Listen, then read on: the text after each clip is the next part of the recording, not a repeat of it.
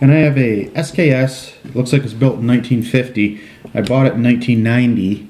It's an old one, but I wanted to kind of show you the quality of what this build is. So I'm going to grab this, and let's see if we can kind of give it the once over. This is just a beautiful Russian SKS. That's probably not a very good picture. There's the dog down there. He's just hanging out. Yeah. And of course I have the stock and everything hidden away somewhere. But yeah, it's just a really nice SKS. And what I wanted to show you is when you buy a folding stock like this one, and I forget who made this.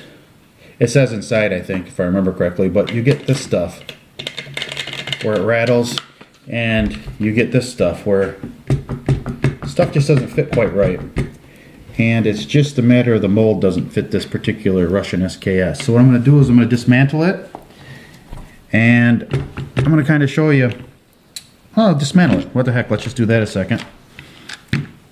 Let's check if it's loaded. Yeah, and we've got everything open and stuff. There's absolutely nothing there. So we'll start with taking the back off here. This one does not open very easy, so it takes a little bit of help. No, I could get it with my fingers. Well, that's because you're super duper man. Oops, that's the phone. That's okay, this is a real house.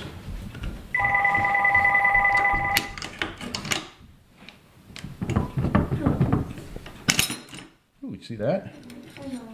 There it goes, just like that. Spring. And generally it falls out. Nope, didn't fall out this time. You have all the guts. This is very, very oily. And by the way, when I bought this back in the 90s, it came with this kind of handy case and then stripper clips, which are full. For those of you that have never used stripper clips, they hurt your fingers if you use them. They do mine anyways, when you stick them in and you just kind of take them.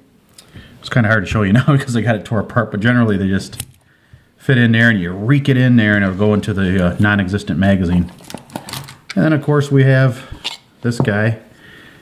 I imagine that's Russian. I don't know, but probably cleaner and oil, I would think. Came in this weird case, and everything stinks. Everything smells old. Oh yeah, let's see what else we're gonna do. Oh yeah, let's pop the trigger out. And when I do this, I make sure that that's all the way back, because when you're pounding on it, all that weight is going on there. I'd hate to see that bent or broken, so I make sure to instead of it being like that, where you got all that leverage, when you turn it upside down, you're going to be pushing on that. So make sure it's down. That's all. And I put this back like this. So it's just a little easier to work with. You grab your punch. You grab your hammer. Oops. By the way, the hot glue gun's going to come in a minute here. That's what we're going to use to fill in all this void that's rattling. But just hit it twice usually. You might want to back just up a little bit. I'd hate to hit you. Usually it takes 2 good pops, but looks like maybe 1 this time. Nope, 1 more. It's almost out. There it is. Trigger's out. And then the whole thing just kind of falls apart. Let me take this off to the tube.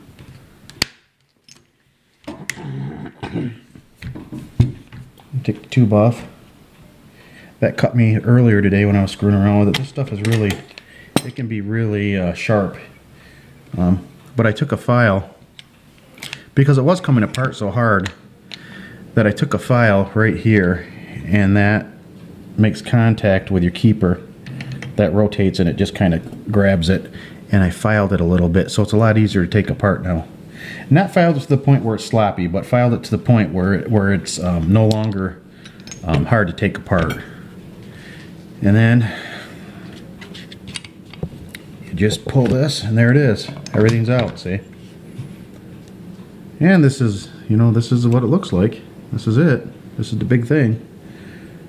So what I wanted to do was, we were getting a lot of rattles from this. So what I'm hoping to do is to fill this in with some black plastic from a glue gun. I think it's going to work. But you can see, why don't you get a shot right up at the tip of this. See all this slop right here? I'm going to try right now to fill that in with the glue gun.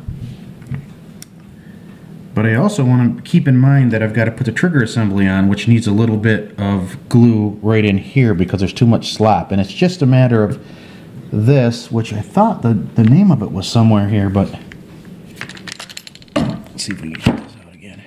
See if the name of it, yeah, it's the Combat Exchange SKS folding stock. So there it is. That's what it's called, Combat Exchange. Would I recommend this stock? Probably not. It doesn't fit very good. But for a stock, I mean, it's been on here for 15 years now, so I'll just leave it. That's awful oily. Let me get some of this oil off this thing.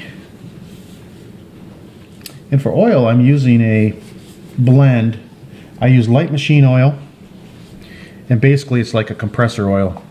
And then I also use a, yeah, right here, I just put it in this. And I put like half synthetic, like regular motor oil, like a 10.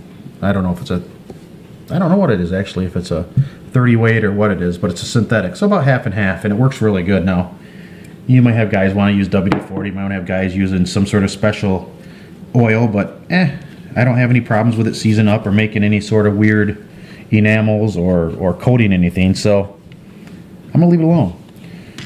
So let's get you guys a good view of this. Let's move some of these accessories out of the way a second. And here's the bayonet that it came with too. I took that off. I don't really like the looks of it with the folding stock, so I took it off and I left it off. And one of these days I'm gonna come across a stock. My son says that he knows where it is, but he used it for something else. I think it's gone forever, but that remained to be seen, won't it? Yeah. Okay, so what we're gonna do is we're gonna push down on it. On it, I mean the stock. Getting a good look at that. So what we're going to do is we're going to put a little bit of this in. Just like this. And we're going to fill that gap in.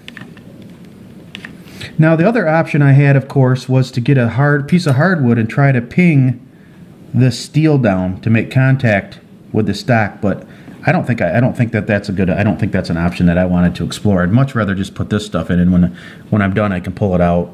If I ever want to change stocks or whatever, I can pull it out. But once it dries, and it's really hot, so it's going to take a second to dry, and we'll see what it looks like. I believe this is going to work. And you know what? With this black, it blends really well with this stock, so you really can't even hardly tell once it's dry. I put a couple of pellets out earlier today to test it, and it looks almost exactly like the same color. Here's a hammer group. We can look at that a second. This is really clean. This is, like I said, this is a Russian SKS, and I've had it I bought it for $99 at a gun show off a big, huge skid. There's a skid of these things. They're all packed in Cosmoline, of course, and it was $99, and it was a heck of a deal. This has been a really nice rifle. I have a Hugo. I have a couple other ones that. I don't know, the finish just isn't as brilliant or as black. This is a really nice finish. I'm just not as impressed with some of the other ones. Okay, so let's move that back. Now what we have to do, put the trigger group in. And now what I was thinking with the trigger group was, if you can see that there's two little posts that stick out on either side, and they just go underneath here, like so. And then you push it down and you smack it with a plastic hammer. So what I was thinking of doing was taking this area right here and putting a pretty generous drop of this stuff in there. I just want to make sure that we're up here, that we're solid enough where we're not going to. How solid are we right here? No, we're not quite solid enough. Well, you know what I'm going to do here a second then is let that dry.